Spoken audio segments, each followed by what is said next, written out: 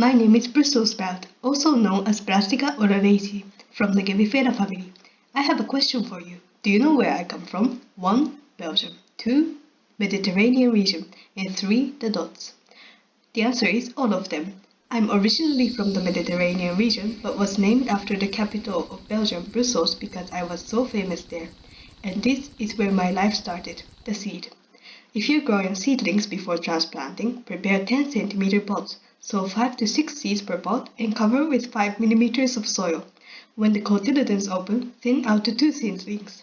Cotyledons are not real leaves, but they are the first ones to come up. When there are 4 leaves, thin out to 1. It will take about 30 days for me to be ready for transplant. I prefer a temperature of 15 to 25 degrees Celsius for this nursery stage.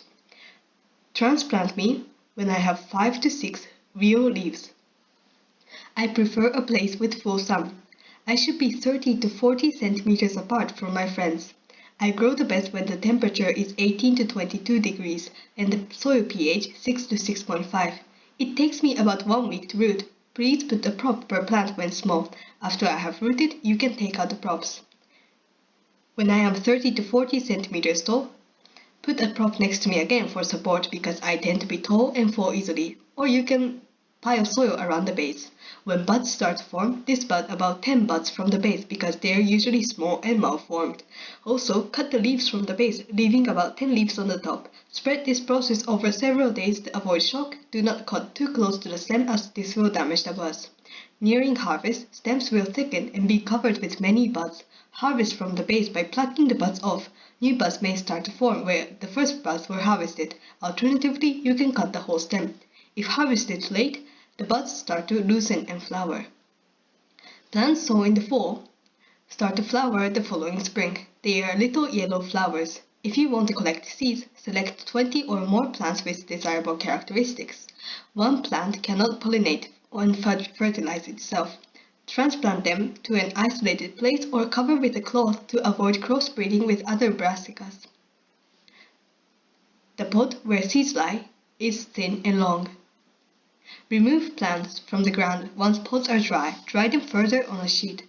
Beat the pods and take the seeds out. Alternatively, the dry pods can be stored and sown as they are. Finally, separate seeds and contaminants and store in a cool, dry place in the dark.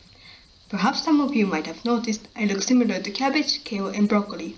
In fact, we are in the same family, so we tend to suffer from the same pests and diseases. If I get sick, please observe the situation carefully and take the optimal measure. I will now introduce you to some troublemakers. Many diseases are caused by fungi, which prefer humid and warm conditions. So please avoid high humidity and over-irrigation. Allow the soil to dry, keep space between plants, use raised beds, and implement crop rotation. For direct control, discard infected plants and solarize the soil for 8 weeks with plastic cover under the sun. When seeds and seedlings are killed by fungi near and below the surface, this is called damping off. Several types of fungi can cause this. Fungus can also cause club roots or swollen roots that are unable to absorb water and nutrients, raise pH to around 7.2. Sclerotinia is a fungus that causes leaves to turn gray, wilt, and rot. When you see spots on leaves and gray mold on the underside of leaves, these may be symptoms of downy mildew. Now, let's go to insects. Aphids suck my juices, secrete honeydew that attracts fungi, transmit diseases, and contaminate crops. Ladybugs and parasitic wasps are their natural enemies. The larvae of cabbage moth and cabbage worms eat leaves of the plants, especially young plants are vulnerable.